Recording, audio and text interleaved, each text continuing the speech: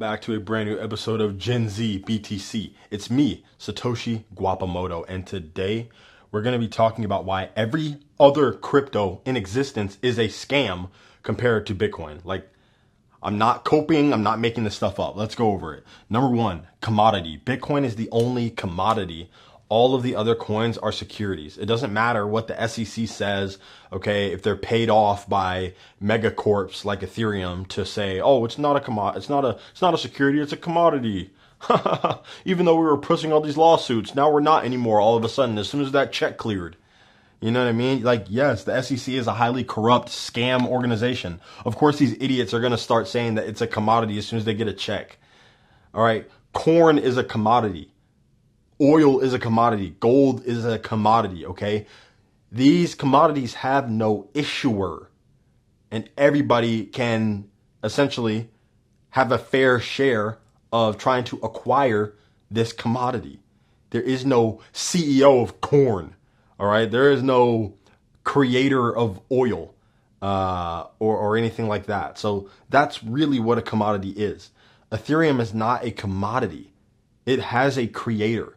Now, don't misinterpret what I'm saying. These are good technologies, like they're useful. Maybe they can be used for something in the future, but that doesn't necessarily mean that they need a token, right? Like they don't meet the requirement of sound money. All right. Now, some people are, again, they're going to cope. Well, Ethereum's deflationary and eventually the coins start burning faster than all this other stuff. Dude, Vitalik can be sued. He can be arrested. He can be killed. He can be prosecuted. Ethereum they have a home base. You know what I mean? Like there's a Ethereum headquarters, that they can call and be like, hey, all y'all are going to prison, by the way. And that tanks the coin instantly. Which leads me into my next thing. Bitcoin has no living founder. Every other crypto has a living founder. And if they're not alive now, they were alive at one time and you know who they are. With Bitcoin, you don't know who the founder is. Now, some people might say, oh, well, that's a reason to not trust it. I don't trust it because I don't know the founder. Like, dude, most of you don't know who invented most of the stuff you use. All right. You don't know who invented the internet. All right. You don't know who invented the wheel. No one knows who invented the wheel, but it's a great invention. The thing that matters is that we are getting the utility from the invention. No one cares really who invented the fork, but you're still going to use it to put your little food in your mouth because what you're using is the utility of the invention. You're using the utility of the invention. Most kids born today don't know that Steve Jobs was the one who had the idea for the iPhone. And you could argue, well, actually, it was Steve Wozniak.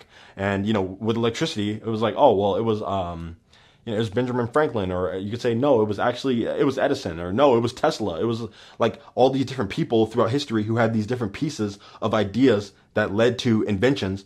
It doesn't matter who invented them. Like who invented the atom bomb. It doesn't matter.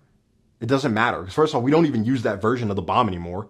Okay, we have like a 20 million times more advanced and destructive version of the bomb. So the inventor at that point doesn't matter. We're just using the utility of the bomb. The bomb blows people up and vaporizes them and kills them instantly. Like we don't care about who invented it. Does it blow up and will it kill people instantly? Okay, perfect. I'll take it. I'll take 20.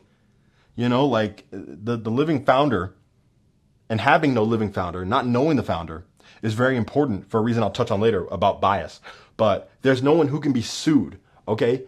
Ethereum can be subpoenaed, right? Like the people on the Ethereum Foundation can be subpoenaed. They can be brought in front of a jury.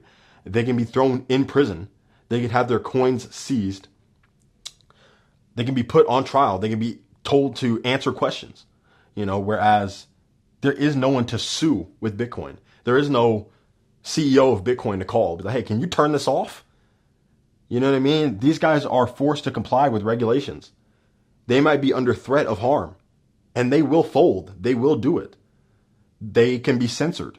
They can be forced to take actions that might be against the well-being of the protocol. It's not possible with Bitcoin. There's no pumping and dumping in Bitcoin. Okay. Here's what some people think. I saw some video of some kid coping saying that, oh, well, if you ever see a video with someone telling you to buy 0.21 Bitcoin or buy 0.01 Bitcoin. They're telling you to buy that amount so that way they can dump on you in the future once enough people own that set amount of Bitcoin. And that kid literally has PTSD. He's traumatized because he's used to buying doggy coin, right? He buys doggy coin and he buys right here, right, while it's going up. And then it goes up right here and then boom, he gets dumped on. And now he's coping and he's crying.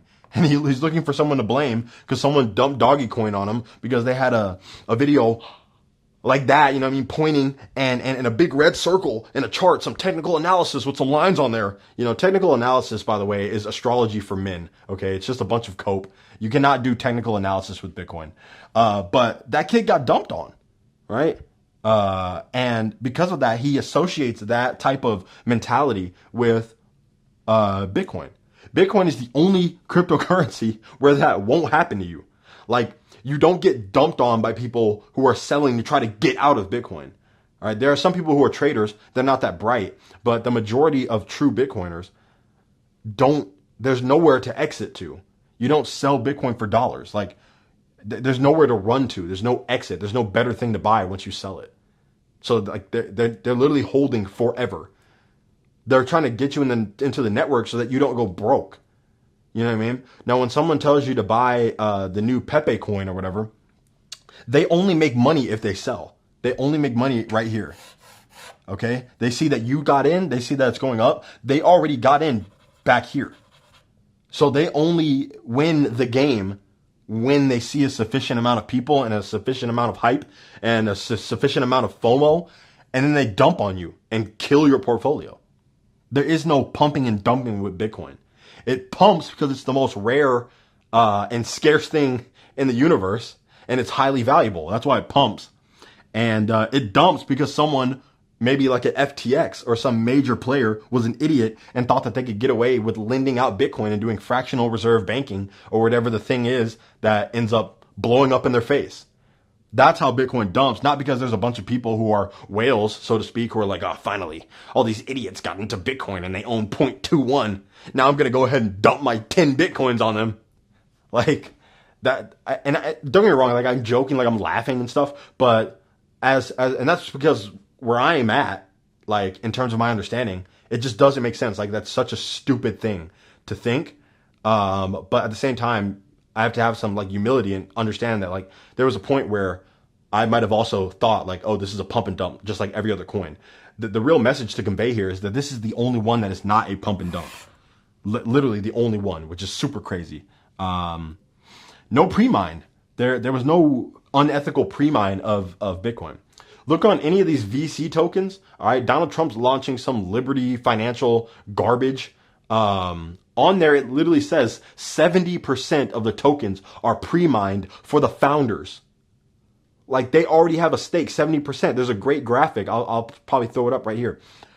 Most coins have a pre-mine of like 50%, 60%. Ethereum had a massive pre-mine because the whole point of making the coin was to make the founders rich.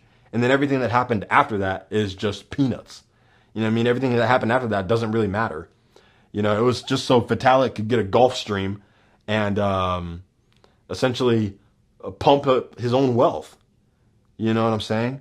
And that's not to say that he didn't invent something interesting, right? He did invent an interesting thing, but the Ethereum Foundation has like ownership of millions and millions of Ethereum that they've dumped, by the way, on the way up because they know, like, dude, I'm not holding this garbage. They dumped their Ethereum to buy Bitcoin. I wonder why. And then finally, there's no bias in Bitcoin. Bitcoin is for anyone, but it's not for everyone. And here, let me explain that. It is for anyone. Anyone who wants to be a part of the network can be. It doesn't matter whether you like this or not, okay? Whether you're a Palestinian, whether you're Jewish, whether you're white, whether you're black, whether you're a atheist, whether you're a Christian, whether you're a female, whether you're a male, whether you are non-binary, whether you are whatever it is. Anybody can use this, but it's not for everybody. Meaning that there's going to be some people who just turn the other way. You know what I mean? They're going to shake their head and stick up their nose or put their head in the sand or whatever you want to say. And they're going to turn a blind eye to this one thing that potentially could have changed their life. And then in the future, right, in 2040, they'll look back and they'll find some way to cope. They'll find some way to blame somebody else, or, oh, well, no one told me about it. You know what I mean? As they arrogantly turned the other way when someone did try to tell them about it. So it's not for everybody, because everybody won't get it. Everybody's not going to get it. But it is for anyone. So anyone who wants to try to get it, they can. And that's part of the importance of having no living founder and not knowing who the founder was. If the founder was Palestinian, right, and you knew that and you could see that, then maybe someone who is Jewish or an Israeli might not want to partake in Palestinian Hezbollah coin. They might immediately associate, oh, it's Palestinian, therefore it must be terrorist, therefore it must be anti-Jew, therefore I can't be part of this network. If some people might say, oh, well, the founder was white. Oh, okay, that means that most likely they're racist, which means it's anti-black. I don't want to use, the white man's money, right? Even though, that's what you're already doing.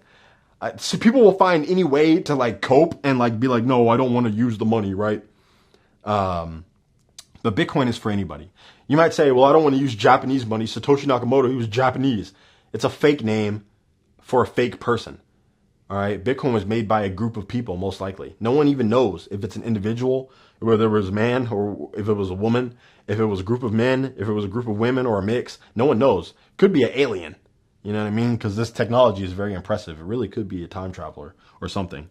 But because you don't know the living founder, you don't know the founder at all. You have no bias to attribute to the founder, to the creator. And therefore, you have no bias in the network. Anybody can use it. There's going to be people who try to say, well, Bitcoin is an alt-right coin because Donald Trump supports Bitcoin. No, Donald Trump supports Bitcoin because he just understands that, well, actually, he might not understand. He's kind of stupid. But at least at some level, someone in his cabinet is realizing, hey, one, there's a lot of voters here. And two, this is actually a very interesting thing that might help us to reduce the deficit. There's a reason why Democrats and Republicans who don't agree on anything because they're idiots and they're playing this political game, they agree on Bitcoin because they realize this is not like any other crypto. They might still go after certain crypto coins, right? But Bitcoin's the only one that they've left alone and allowed to grow because they can't stop it. And there's no reason to stop it for this list of reasons. It separates itself from so many other cryptocurrencies. That's why I always say crypto is not Bitcoin. Bitcoin is not crypto. These are two separate worlds. All right. They are not even playing the same sport. All right. Talking about they're on different teams. They don't even play the same sport. They're not in the same league. So understanding this is it's a hurdle to get over. And that allows you to continue to open and expand your mind and dive deeper into the Bitcoin network without fear, right? Because crypto is a game of fear. It's a game of buying and trying to get out at the right time. Bitcoin is a game of getting in and staying in. So that's really all I had to say for today's video. Hope you guys liked it. It's been Satoshi Guapamoto, your favorite educator in the space. Leave a like, leave a comment. It's free. Give me something to work with. And I hope you guys liked the video. See you in the next one.